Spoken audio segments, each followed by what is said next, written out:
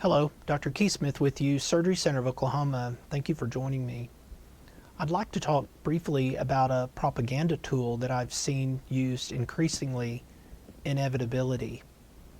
Inevitability means that someone characterizes the future that they would impose on another group as unavoidable.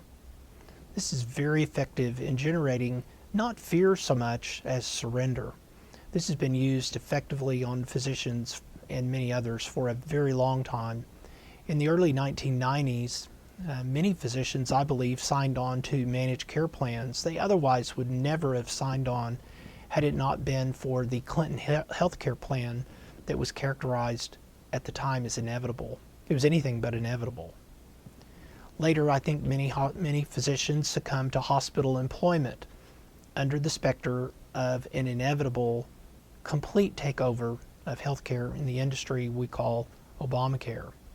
Many of the teeth of this horrible legislation have been removed, and many of the worst features of this were not inevitable after all.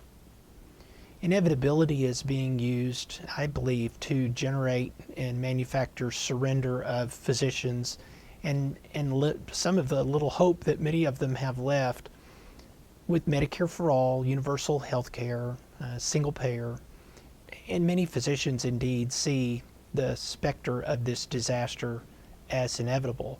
I think the first thing we all need to do is acknowledge this is a propaganda tool that is being used and that this bleak future is anything but inevitable. I cannot count the number of times that the failure of the Surgery Center of Oklahoma has been characterized as inevitable.